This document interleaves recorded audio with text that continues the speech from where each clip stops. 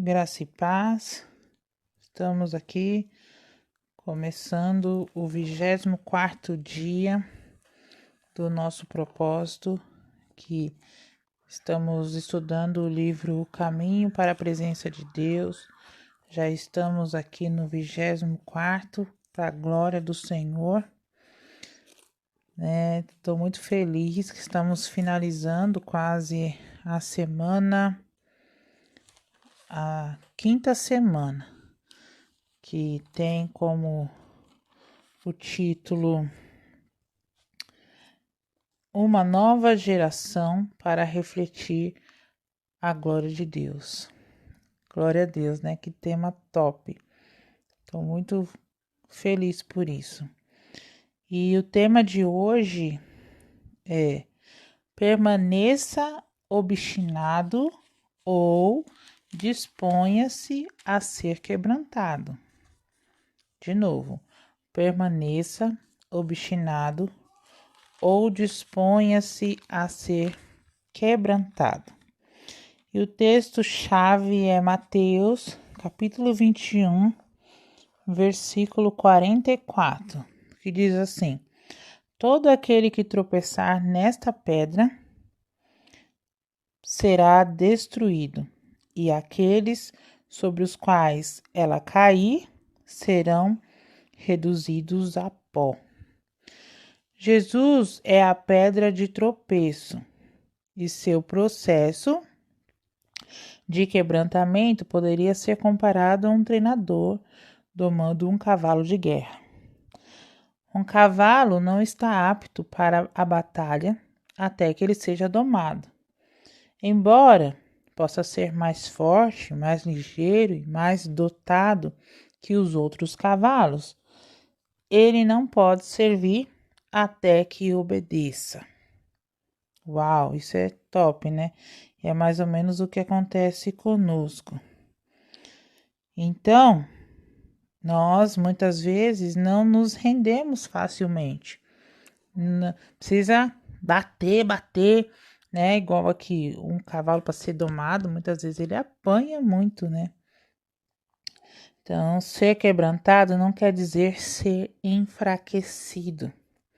Significa que a sua vontade está completamente sujeita à vontade de seu mestre. No caso do cavalo, o mestre é o cavaleiro. Se o cavalo for domado e treinado com êxito, pode-se confiar nele até mesmo na guerra. No calor da batalha, quando as flechas ou balas estão voando, esse animal não irá hesitar. Enquanto os machados, espadas e armas forem erguidos na guerra, ele não se desviará dos desejos do seu mestre. Ele permanece firmemente submisso dele, sem tentar se proteger ou se beneficiar. Esse processo de quebrantamento é único para cada indivíduo e é determinado pelo próprio Senhor, porque o Senhor sabe onde cada um precisa ser quebrantado. Uns têm facilidade, outros têm outras facilidades, certo? Ele é o único que sabe quando o processo está concluído, quando você já superou aquilo, quando você está pronto. Só o Senhor sabe. Vamos supor, eu tenho a fraqueza de mentir, certo? Eu sou uma mentirosa nata.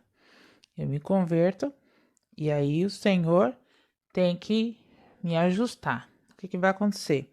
Ele vai começar a bater entre aspas, tá, irmãos? É que ele vai começar a mexer comigo para que eu pare de mentir, para que isso pare na minha vida. E aí o que vai acontecer? Enquanto eu estiver ainda nesse mentindo, ele vai trazer sempre alguma coisa para que eu seja confrontada nisso e até que eu me renda e fale somente a verdade, até que eu pare com isso e comece a falar a verdade, a viver a verdade na minha vida. Quando esse processo estiver concluído, ele vai falar: ok, a Delma passou de fase, subiu de nível. Tô dando um exemplo, mas é isso. Aí, vamos supor, ela é muito invejosa, então vamos começar a trabalhar isso nela. Até ela conseguir romper. Ela conseguiu? Ok, bola para a próxima fase. Entendeu? O Senhor é o único que sabe quando isso está concluído ou não. Não adianta eu falar que está concluído, sendo que eu não sei o que vai no seu coração. O Senhor que sabe. Certo? Então, a gente precisa deixar que o Espírito Santo trabalhe em nós, porque ele sabe o que a gente precisa, o que precisa ser quebrantado no meu coração. Às vezes, eu não tenho problema com mentira. Eu sempre falei a verdade, mas eu tenho problema com palavrão, falo direto palavrão. Às vezes, eu não tenho problema com palavrão, mas eu bebo muito. O Senhor vai trabalhar da maneira de cada um, certo? Então, lembro-me de quando ele quebrantou a minha vida. Muitas vezes, acreditei firmemente que estava pronto e apto para o serviço. Eu declarava com confiança: sou totalmente submisso à tua autoridade. Sei que estou pronto para o ministério para o qual tu me chamaste. Mas aquele que é sábio de coração sabia que eu ainda não estava quebrantado, como era de se esperar. Eu passava por outra situação na qual ficava claro que eu continuava lutando o tempo todo pelos meus direitos. Difícil, né? Mas é isso mesmo. Igual, o Senhor fez com que Moisés nascesse, né? Crescesse. Porque ele tinha um propósito na vida de Moisés. Moisés seria o líder, seria a pessoa que iria liderar o povo de Israel, resgatar o povo de Israel, certo? Só que o que aconteceu? Moisés, ele nasceu naquele tempo onde os meninos eram para ser mortos. A mãe dele protegeu ele até um determinado tempo. Se eu não me engano, acho que foi 6 meses, eu não lembro ao certo. Depois foi lá, fez o cestinho, botou ele lá no rio e tal. Ficou lá, guardou, beleza. A princesa foi, resgatou ele. Ótimo, tirado das águas. Aí a mãe, né, aquele processo todo foi, amamentou durante não sei quanto tempo, porque não era igual a contagem nossa, né? A contagem era diferente, as crianças mamavam um pouquinho a mais. E aí, o que aconteceu? Ele foi pro palácio e passou lá a viver no palácio, certo? Aí você pensa cá comigo. Ele passa a viver no palácio e a estudar tudo, a se preparar, porque se de repente precisasse, ele seria rei. Ok. O Senhor ensinou para ele toda a estrutura egípcia, né? Tudo ele aprendeu, tudo ele estava ali. E aí, de repente, ele descobre que ele era um judeu e ele tinha sido adotado. E começa a ter aquele sentimento, mas é meu povo, mas eu tô desfrutando de algo que não é para ser meu, né? Aquelas questionamentos, aquelas dúvidas, aquilo tudo começa a querer. Ele sabe que ele foi levantado para ser um líder. E aí ele quer fazer com a força do braço dele. E aí é onde o Senhor, é isso que o autor fala aqui, que ele pensava que estava o quê? Pronto para cumprir o chamado que Deus tinha para ele. Só que aí o Senhor mostra para ele que ele não tá pronto. Ó, meu filho, você não tá pronto. Peraí, vou te levar para outro lugar que você vai aprender direitinho. E aí ele vai com a força do braço, né, tal, mata o egípcio, depois vem, quer discutir com o judeu, e aí, né, com os israelitas, aí ele fala, mas você matou um dos seus, agora você tá querendo matar a gente também? E aí ele foge, olha só. E quando ele chega lá no deserto, ele passa 40 anos lá no deserto. Então ele viveu 40 anos lá no palácio. Depois ele vem passar 40 anos no deserto. São 80 anos. E aí depois de 40 anos é onde Deus vai e chama Moisés, tira a sandália dos seus pés, pois a terra onde pisas é terra santa. Lá na sarça. E naquele momento, sim, Moisés estava pronto. E Moisés estava submisso. Moisés estava dependente do Senhor, porque nem ele confiava que ele podia fazer. Já pararam para pensar nisso? E aí, às vezes fala, meu Deus, não, eu não posso. Ele fala, aí Deus fala para ele, agora você pode, porque agora eu estou com você. Agora eu vou fazer através de você. Já pensou? E aí ele bate o pé e tal, aí o Senhor pega e chama também Arão para estar junto dele. Porque às vezes a gente precisa de ter alguém ao nosso lado. Porque a gente pensa assim, às vezes a gente... E o Senhor não reclamou de Arão estar junto com Moisés. Porque de fato era um fardo muito grande, né? Vamos combinar, né, irmãos? Aquele povo imenso, só para um líder, muito difícil, né? Mas aí Deus deixa, tá bom, tudo bem, você quer ele junto? Então pode levar. E o Senhor usa a vida de Arão também. E olha só que bênção, né? Toda a história. Eu amo a história de Moisés, eu gosto muito. Então, é assim. Às vezes a gente pensa que está pronto, mas nós não estamos prontos. E aí o Senhor precisa trabalhar, precisa quebrar, até estar pronto de verdade. E só Ele sabe quando nós estamos prontos para cumprir o seu chamar. Certo? Lembrei de algo também, em questão dos discípulos. Olha só, eles passaram 3 anos junto com o Senhor, né? Com o Senhor Jesus. E muitas coisas eles só foram de fato entender, saber, compreender quando o Espírito Santo veio sobre eles. E aí foi onde eles tiveram que ousadia, eles tiveram entendimento, clareza, eles tiveram quebrantamento, porque até o momento eles eram pessoas difíceis, cada um no seu temperamento, cada um na sua dificuldade, cada um de uma maneira, mas eles foram quebrantados. Paulo foi quebrantado. Todos eles foram quebrantados pelo Espírito Santo, certo? Assim como ocorre com os cavalos, nosso processo de quebrantamento trata com a questão da submissão à autoridade.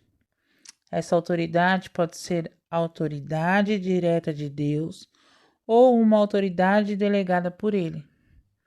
Igual Arão precisava delegar a quem? A Moisés.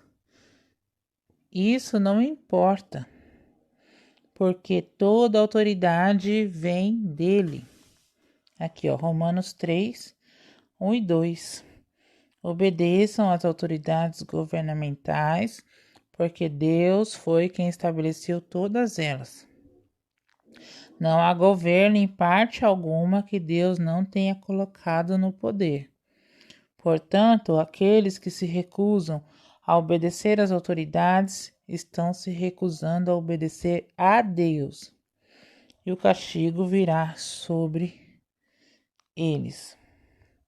Então, nós devemos obedecer às autoridades. Se as autoridades não estão indo contra a vontade de Deus, também tem isso, tá? Qualquer autoridade, vamos supor, autoridade de pai e mãe, autoridade de professor, autoridade de policial, da justiça, né? os governantes, toda a autoridade é colocada ali pelo Senhor. A gente pensa que é a gente que escolhe, né? Mas não é. É Deus quem escolhe. E nós temos o dever de obedecê-los. Mas se eles estiverem indo contra aquilo que o Senhor Deus manda, lembrei agora de Sadraque, Mesaque e Abdenego. Quando Nabucodonosor fez aquela estátua imensa e mandou não sei quantos instrumentos lá tocar, você vai ouvir o barulho, não sei o que, não sei o que, não sei o que. Terminou, é para o quê? Adorar aquela estátua.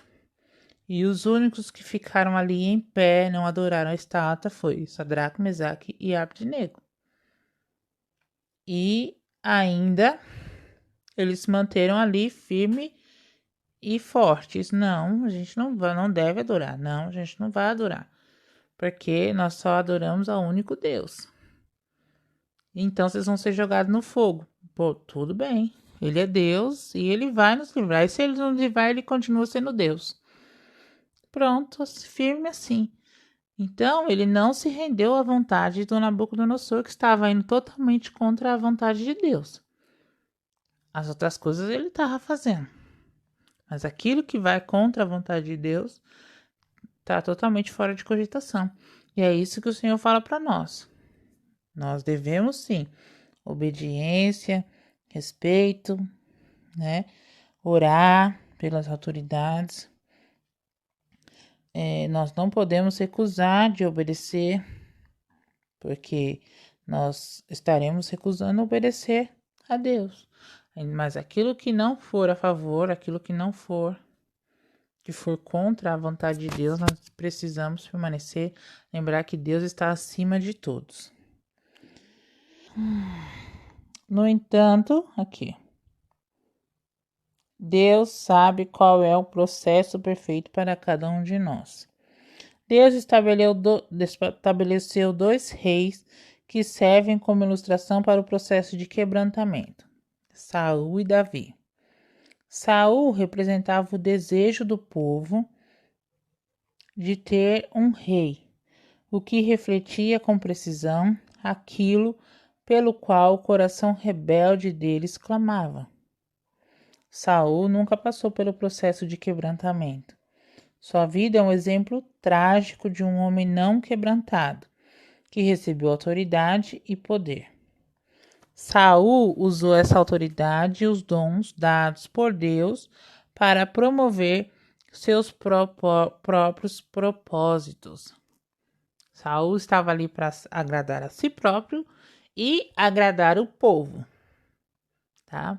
Pode ver que quando o povo começava a reclamar alguma coisa, ele já queria correr para agradar, porque ele queria ficar bem falado na boca do povo, mas ele esqueceu quem estava acima do povo, que era Deus. Nós sempre temos que olhar para o Senhor e depois ao povo. Principalmente, igual ao meu caso, eu que faço parte do Ministério de Louvor, muitas vezes a gente se debate com essa questão. A gente conduz a igreja. Ok, a gente conduz a igreja, mas nós não podemos esquecer de que primeiro o louvor, ele tem que chegar como um cheiro suave às narinas do Senhor. Porque muitas vezes aqui na horizontal, o que acontece? Nós somos criticados, nós somos não gostei do cântico, não gostei do hino, não foi legal aquele ritmo, aquele acorde não ficou bom. Mas e para o Senhor? Foi o Senhor quem escolheu aquela música para aquele dia? O Senhor, você ofertou como um sacrifício de louvor? Você estava apto? Você ensaiou? Você deu o seu melhor? Você estava limpo, puro, santificado diante do Senhor? É isso que é importante. E não se o povo vai chorar, se o povo vai bater palmas, se o povo vai... Isso é secundário, isso vem depois. Aí sim, depois a gente começa a olhar no horizontal, mas primeiro eu tenho que lembrar do vertical. Primeiro é eu e Deus. Depois é eu e o povo. Eu e as pessoas. Não estou descartando as pessoas, porque elas fazem parte, porque o verdadeiro louvor, né, primeiro chega ao Senhor e depois é usado para tocar o coração do próximo, o coração das pessoas que estão ali ouvindo aquela palavra. No entanto, Davi foi escolhido por Deus. Ele passou por vários anos de quebrantamento e treinamento. A maioria deles por meio da mão de seu líder corrupto, o rei Saul, a autoridade sob o qual Deus colocara Davi. Davi estava sujeito a esse rei, tanto que Davi só fugia desse rei, porque Davi dizia que ele era ungido e que não podia tocar no ungido. Tanto que quando Saul morreu, chegaram lá, né? Duas pessoas, não lembro lá o nome deles, falando que eles tinham matado Saul, né? Aí que Davi fez foi e matou eles, porque não era para tocar. Eles achavam que ia trazendo boas notícias ao rei Davi, ao Davi, né, naquela época. Mas Davi ficou triste. E quando eles falaram que tinha matado o rei, Davi mandou matar eles. Como assim vocês tocaram no ungido de Deus? Depois também uma segunda vez foi quando o filho de Saul tomou posse lá e aí fizeram um embolado lá e mataram ele e vieram contar para Davi também. E aí Davi mandou matar eles. Por quê? Porque Davi disse que não podia acontecer isso, porque ele era a autoridade e eles não podiam fazer isso. Ele foi severamente testado, mas quando Deus viu que o seu vaso estava quebrantado e submisso, ele o colocou em posição de autoridade. Embora ele tenha cometido erros, Davi sempre permaneceu sensível e fiel à autoridade de Deus. Saul, por sua vez, obedecia a Deus quando isso se encaixava nos seus planos ou na sua agenda, mas oscilava quando isso não acontecia. Isso era duro, né? Ele colocava em prática a palavra do Senhor, tendo em vista suas próprias motivações. Saul foi confrontado pelo profeta Samuel por sua desobediência e foi repreendido com estas palavras. Olha lá, 1 Samuel 15, 23, que diz assim, 15 e 23. Porque a rebeldia é tão grave quanto o pecado de feitiçaria, e a teimosia é tão séria quanto adorar imagens. E agora, já que você rejeitou a palavra do Senhor, ele rejeitou você, para que não seja rei. Olha só, tá? O pecado de feitiçaria e a teimosia é tão séria quanto adorar a imagem. Tipo assim, vocês estão achando que isso aí não é nada? É muita coisa. Porque a obstinação é comparada à idolatria. Por que será, né? A obstinação é insubordinação direta à autoridade de Deus. É forte isso aqui, hein? Então você pode permanecer aí obstinado, quer dizer que você pode permanecer insubordinado, você não quer receber nada de Deus, obedecer nada ao Senhor. Uma pessoa decide que ela é senhora de si mesma e assim serve a um ídolo, nesse caso o ídolo da vontade própria, tá? Então ela pode escolher. Nossa sociedade democrática é um solo fértil para insubordinação. Por isso, perdemos de vista o que significa submeter-se à autoridade. A verdadeira submissão nunca vacila. Mas hoje somente nos submetemos quando concordamos. Se a autoridade vai contra a nossa vontade ou direcionamento, desobedecemos ou concordamos relutantemente até que se apresente a opção melhor. Isso não nos deixa especialmente vulneráveis ao engano e a ministérios falsos. Isso nos deixa especialmente vulneráveis, tá? Então a gente só obedece enquanto está conveniente aquilo que eu desejo. Depois que está inconveniente, e aí eu não me submeto, eu não obedeço. É errado, porque submissão funciona assim, mesmo você não concordando, você obedece. Isso é fé, tá? Isso é confiança. Olha, eu não concordo com você, mas se você você como meu líder, como uma pessoa que está acima de mim, então, se você está falando, eu vou ouvi-lo, eu vou deixar ser guiado por você. Por que que os homens, certo? Os homens são os líderes espirituais da casa. E as mulheres são ajudadoras dos homens. Significa que eles, como líderes, eles dão a ordem. E nós, como ajudadoras, nós mulheres, o que nós fazemos? Nós apoiamos aquela ordem, ainda que eu não concorde. Vou ser mais clara. Vamos supor que o seu marido não esteja, ele ganha muito bem, tá? Ele trabalha, ganha bem, e ele não esteja precisando que você vá trabalhar fora, tá?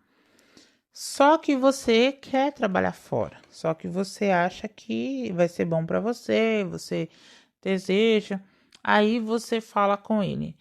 Então, amor, eu quero muito ir trabalhar fora. Aí ele pega, fala para você assim: mas por que você quer ir trabalhar fora? Aí você fala: não, porque vai ser bom para mim, eu vou ver pessoas, eu vou conversar, né? As crianças já estão grandes, acho que vai ser interessante e tal.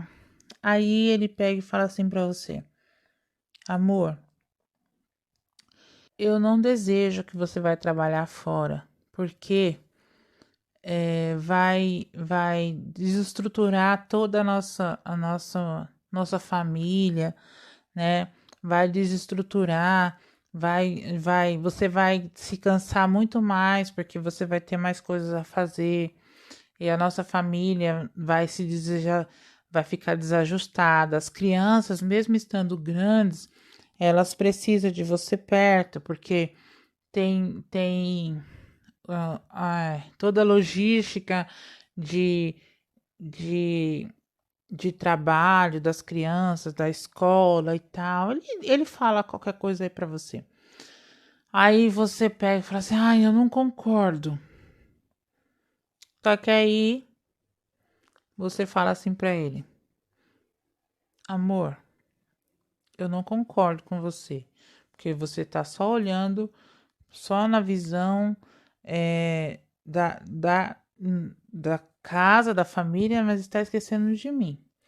Mas, como você é o meu líder, como você é a pessoa que está acima de mim, pessoa que eu amo, então eu não concordo com você, mas eu vou confiar em você, eu vou seguir a tua liderança, eu vou continuar aqui em casa, tá?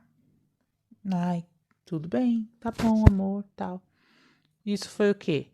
Você se submetendo à vontade do seu marido, a posição que você viu nele, a posição de líder, né?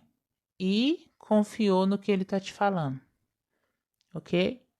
Agora, é diferente se você falar assim: ah, não quero saber, não quero saber, eu já cansei de ficar aqui arrumando casa, já cansei de ficar cuidando de filho, eu vou trabalhar, ponto e acabou. O que você tá fazendo? Você não tá sendo submisso. Aí ele fala, mas amor, tá tudo certo, as contas estão sendo pagas, a gente tá tendo condições até de guardar um dinheiro e tal, e não sei o que, não sei o que, e tal, tal, tal. Não quero saber, eu quero ter meu dinheiro, eu quero gastar do jeito que eu quero fazer as coisas da minha maneira. O que tá acontecendo? Você não está sendo submisso. Você não está pensando da maneira certa, tá? Removendo, isso foi só um exemplo, tá, gente? Como tem muito mais. É igual um seu chefe falar alguma coisa, você obedece ele porque ele é seu chefe, ele paga as contas. Então, pensa bem, tá? Mas às vezes a gente faz o quê? A gente simplesmente manda para aquele lugar, já peca logo, e aí pega e perde o emprego. Às vezes era um emprego que você precisava muito, só porque você não conseguiu se subordinar. E então a gente acaba perdendo muita coisa, né? Então vamos aqui, removendo barreiras. Quando nos submetemos à vontade do Senhor, Ele molda as nossas atitudes e nos protege contra os dardos inflamados de Satanás. Existem áreas em sua vida que você está resistindo a entregar a Deus? Pensa aí um pouquinho. Às vezes, muitas vezes tem, né? Você entrega seus fardos ao Senhor e depois, imediatamente, os toma de volta? Quantas vezes a gente não faz isso, né? Põe lá, daqui a pouco a gente busca. Põe lá e a gente busca. Faça hoje um compromisso de entregar a Deus o seu serviço total e a sua submissão completa. Então vamos entregar ao Senhor e deixar com o Senhor. Não ficar tirando do Senhor, achando que a gente tem que ficar tirando, né? E fazendo do nosso jeito, da nossa vontade. Vamos orar? Pai, em nome de Jesus, nós temos muitas vezes, Pai, lutado contra a ideia de quebrantamento. Nós muitas vezes encontramos uma falsa segurança na falta de submissão. Às vezes a gente para e não quer nem saber de se submeter e a gente pensa que tá tudo bem, tá tudo certo, não tem problema, e a gente vai levando, empurrando. Muitas vezes a gente tem as nossas obstinação, né? Tenta conduzir as coisas com as nossas próprias forças, como Moisés mesmo, que quis liderar o povo, quis lá libertar o povo usando as próprias forças. Ah, Senhor, em nome de Jesus, Pai, olha para dentro de nós. Muitas vezes, Senhor, nós rejeitamos a tua autoridade. Nós tentamos lidar com as circunstâncias nas nossas próprias forças. Nos perdoa, Pai, pelo nosso coração obstinado. Nos perdoa por deixar de nos voltar para Ti. Nos perdoa, Senhor, por achar que nós mesmos conseguimos suprir as nossas necessidades. Em nome de Jesus, Pai. Ah, Senhor, eu te peço, ó Deus, pelo poder do Teu Espírito, nos ensine a sermos submissos. Nos quebranta, Deus, nos quebranta. Olha para cada um de nós aqui, Senhor. Olha lá dentro do nosso coração e vê se há algo que não condiz. Sabe, as nossas fraquezas, Senhor, quebra, quebra. Nos faz um vaso novo. Sabe, Senhor, sonda-nos, porque o Senhor nos conhece. Quebranta o nosso coração, ó Deus. Transforma-nos conforme a tua palavra, Senhor, e nos enche. Vai enchendo do teu Espírito, para até que se ache só se vê o Senhor.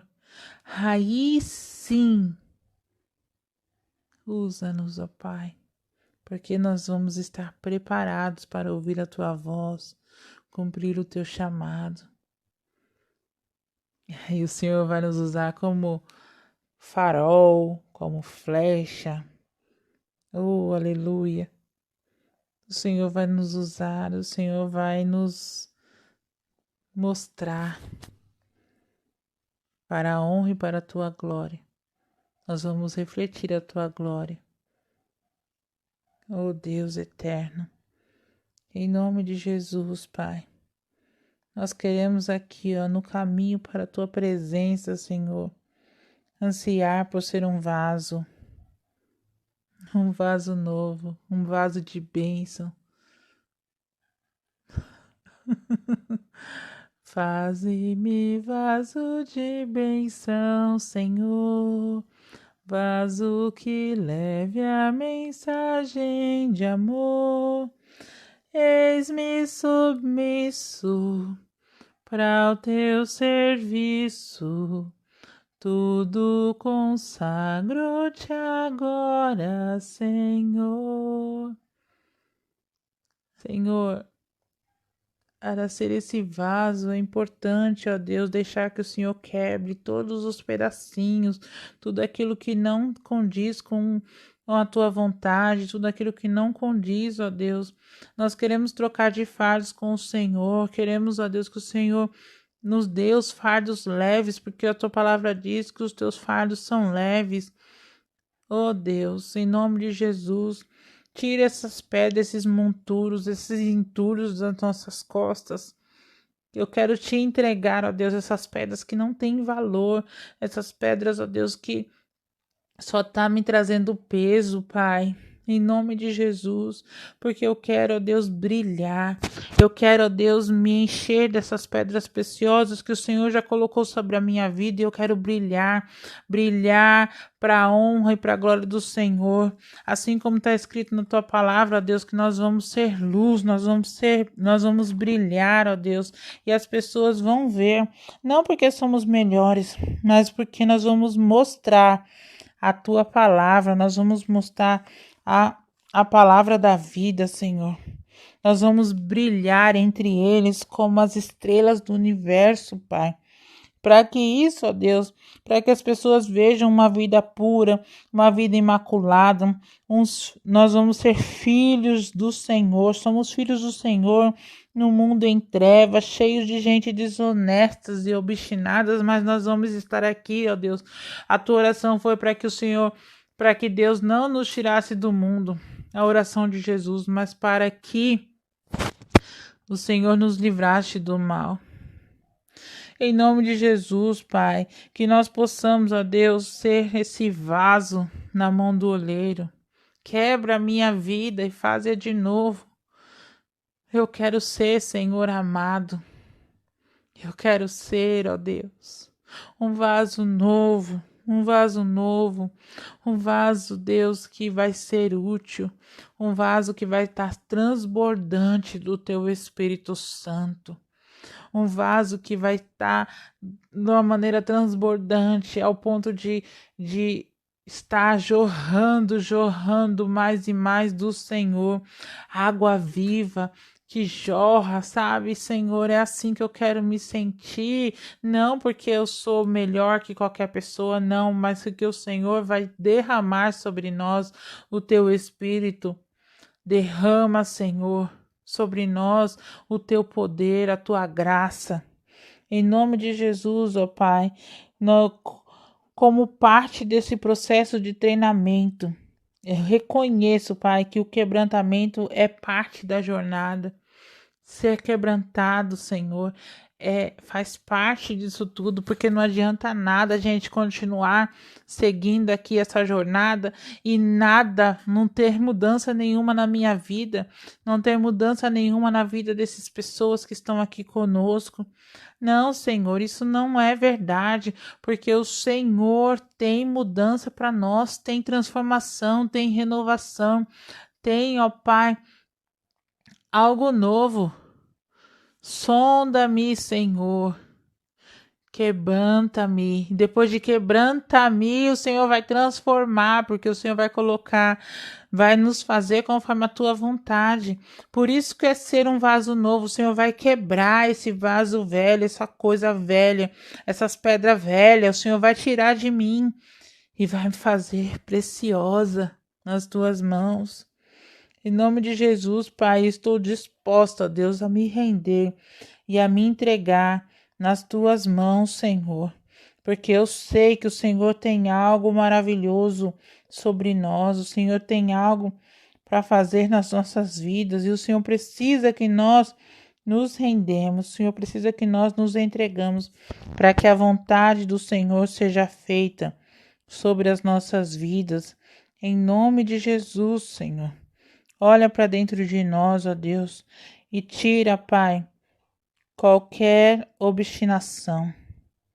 Tira, Pai, qualquer coisa que não vem de ti, tudo aquilo que te desagrada, Senhor. Eu me entrego, eu me rendo aos teus pés.